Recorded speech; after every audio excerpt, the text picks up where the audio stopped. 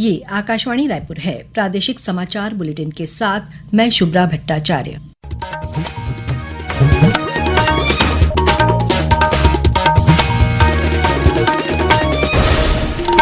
और अब पेश है आज के मुख्य समाचार। केंद्रीय ग्रामीण विकास और कृषि मंत्री शिवराज सिंह चौहान आज दुर्ग जिले के प्रवास के दौरान मोर मकान मोर अधिकार के साथ ही किसान मेला में शामिल हुए। रायपुर में आज से शुरू हुआ इंडियन वाटर वर्क्स एसोसिएशन का वार्षिक अधिवेशन। मुख्यमंत्री ने किया शुभारंभ। बीजापुर जिले में 13 माओवादियों ने पुलिस के समक्ष किया आत्मसमर्पण। और मुंगेली जिले के सरगांव इलाके के स्मेल्टर प्लांट में कल हुई दुर्घटना के बाद बीते 24 घंटे से जारी है राहत और बचाव कार्य। अब समाचार विस्तार से। केंद्रीय ग्रामीण विकास और कृषि मंत्री शिवराज सिंह चौहान आज अपने छत्तीसगढ़ प्रवास के दौरान दुर्ग जिले के नगपुरा में आयोजित मोर मकान मोर अधिकार कार्यक्रम में शामिल हुए। कार्यक्रम को संबोधित करते हुए श्री चौहान ने कहा कि केंद्र में प्रधानमंत्री नरेंद्र मोदी के नेतृत्व में तीसरी बार सरकार बनते ही छत्तीसगढ़ को प्रधानमंत्री आवास के तहत 8 लाख से अधिक मकान दिए गए और इस वित्तीय वर्ष में 3 लाख से अधिक मकान दिए जा रहे हैं। केंद्रीय मंत्री ने बताया कि प्रधानमंत्री आवास की पात्रता के लिए केंद्र सरकार ने लोगों के हित में 3 महत्वपूर्ण बदलाव किए हैं।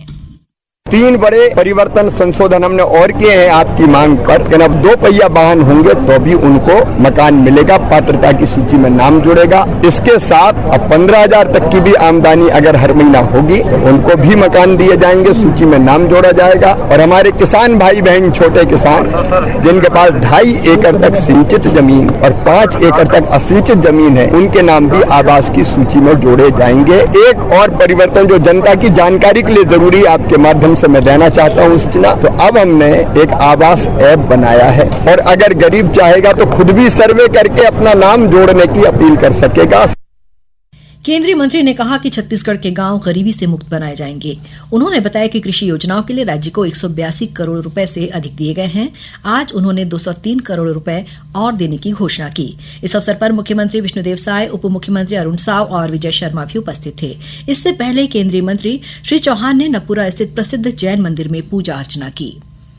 इंडियन वाटर वर्क्स एसोसिएशन का 57वां वार्षिक अधिवेशन आज से रायपुर में शुरू हो गया है। इस अधिवेशन में देश भर के 400 से अधिक जल विशेषज्ञ और अनुभवी इंजीनियर्स शामिल हो रहे हैं। अधिवेशन का उद्घाटन आज मुख्यमंत्री विष्णुदेव साय ने किया। कार्यक्रम को संबोधित करते हुए मुख्यमंत्री ने कहा कि जल संरक्षण हम सबकी जिम्मेदारी है। जल प्रबंधन समय की मांग है। हमें आने वाली पीढ़ियों के बेहतर जीवन के लिए जल के प्रबंधन और संरक्षण के साथ ही जल स्रोतों के संवर्धन पर विशेष ध्यान देना होगा।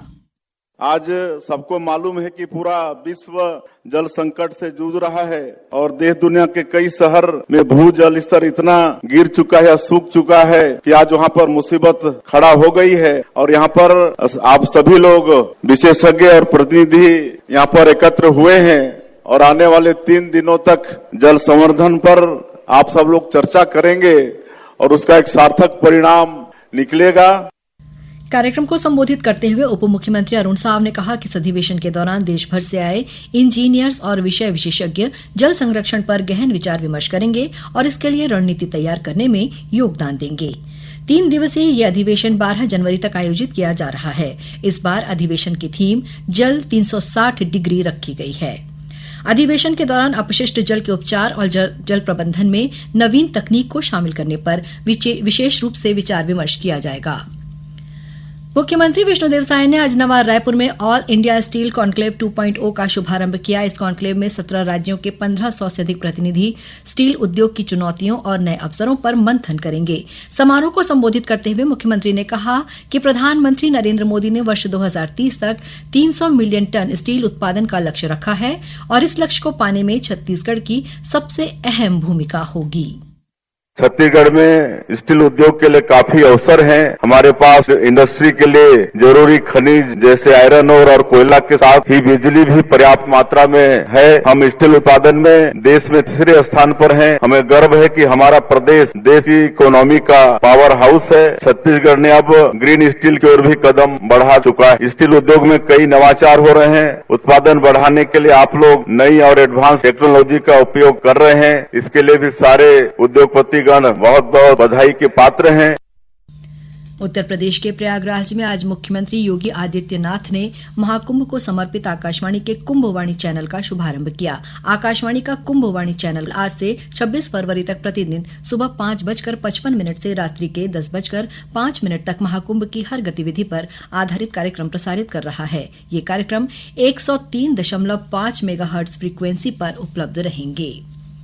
श्रोताओं, प्रादेशिक समाचार एकांश का समसामयिक विषयों पर आधारित कार्यक्रम बातों बातों में के तहत इस बार छत्तीसगढ़ के उप मुख्यमंत्री श्री अरुण साव से ली गई विशेष भेंटवार्ता का प्रसारण किया जाएगा। ये कार्यक्रम कल 11 जनवरी को सुबह 10:30 बजे आकाशवाणी केंद्र रायपुर से प्रसारित होगा। इसे छत्तीसगढ़ स्थित आकाशवाणी के सभी केंद्र रिले करेंगे।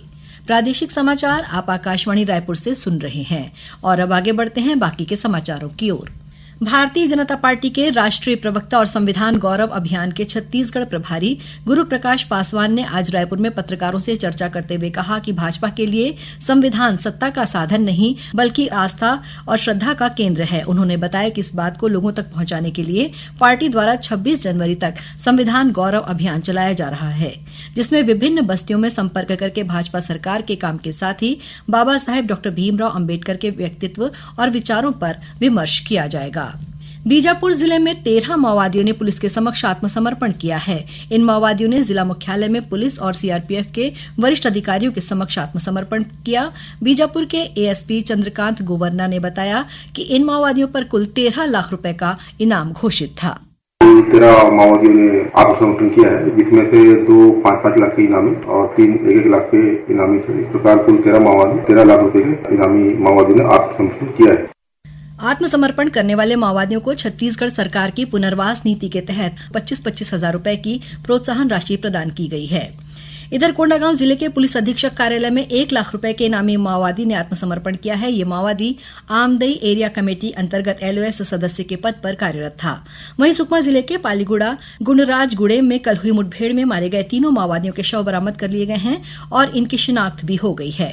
पुलिस अधीक्षक किरण चौहान ने बताया कि मुठभेड़ में मारे गए माओवादियों की पहचान जगरगुंडा में हुई घटनाओं के मास्टरमाइंड कोरसा महेश, माड़वी नवीन, एसीएस पश्चिम बस्तर और अलवम भीमा एसीएस जोनागुड़ा के रूप में हुई है। इन माओवादियों पर 18 लाख रुपए का इनाम घोषित था। पुलिस अधीक्षक ने बताया कि घटनास्थल से 2 बीजीएल लॉन्चर, 1 12 बोर की राइफल और 3 टिफिन बम सहित भारी मात्रा में विस्फोटक सामग्री भी बरामद की गई है। मुंगेली जिले के सरगांव क्षेत्र में स्थित स्मेल्टर प्लांट में कल सैलो यानी भंडारण टैंक गिरने के मामले में पुलिस ने प्लांट के ऑपरेशन मैनेजर, प्रबंधक और इंचार्ज के खिलाफ मामला दर्ज किया है। घटना के बाद से मौके पर लगातार राहत कार्य चलाया जा रहा है। जिला और पुलिस प्रशासन के अधिकारी लगातार इस अभियान पर नजर रखे हुए हैं। गिरे हुए भंडारण टैंक को काटकर राख को निकालने का कार्य जारी है। आशंका है कि इस मलबे में कुछ मजदूर दबे हो सकते हैं। इस हादसे में अब तक 1 व्यक्ति की मौत हो चुकी है। और अब कुछ समाचार संक्षेप में। आज विश्व हिंदी दिवस है। हिंदी भाषा के उपयोग को बढ़ावा देने के लक्ष्य के साथ प्रतिवर्ष ये दिवस मनाया जाता है। आरईसी लिमिटेड द्वारा छत्तीसगढ़ के रायपुर जिले के 3 सामुदायिक स्वास्थ्य केंद्रों और जिला अस्पताल के लिए स्वास्थ्य उपकरणों की खरीद के लिए 2 करोड़ रुपए से अधिक की वित्तीय सहायता दी जाएगी। सूरजपुर जिले में जमीन विवाद में हुई हिंसक झड़प में 3 लोगों की मौत हो गई है। पुलिस ने इस मामले में 7 लोगों को हिरासत में लिया है। ये घटना प्रतापपुर थाना क्षेत्र के अंतर्गत खड़गवां के जगन्नाथपुर इलाके की है। एंटी करप्शन ब्यूरो की टीम ने मुंगेली में एक प्राचार्य और एक क्लर्क को रिश्वत लेते हुए रंगे हाथों गिरफ्तार किया है। वहीं जशपुर में भी दूसरी कार्रवाई करते हुए एसीबी की टीम ने एक बीईओ, शिक्षक और क्लर्क को रिश्वत लेते हुए गिरफ्तार किया है। और रायपुर पुलिस ने मोमिनपारा इलाके के घर से 226 किलो से अधिक गौ मांस बरामद किया है। इस मामले में पुलिस ने 6 लोगों को गिरफ्तार किया है। अंत में मुख्य समाचार एक बार फिर। केंद्रीय ग्रामीण विकास और कृषि मंत्री शिवराज सिंह चौहान आज दुर्ग जिले के प्रवास के दौरान मोर मकान मोर अधिकार के साथ ही किसान मेला में शामिल हुए। रायपुर में आज से शुरू हुआ इंडियन वाटर वर्क्स एसोसिएशन का वार्षिक अधिवेशन, मुख्यमंत्री ने किया शुभारंभ। बीजापुर जिले में 13 माओवादियों ने पुलिस के समक्ष किया आत्मसमर्पण। और मुंगेली जिले के सरगांव इलाके के स्मेल्टर प्लांट में कल हुई दुर्घटना के बाद बीते 24 घंटे से जारी है राहत और बचाव कार्य। इसी के साथ प्रादेशिक समाचार बुलेटिन समाप्त हुआ। नमस्कार।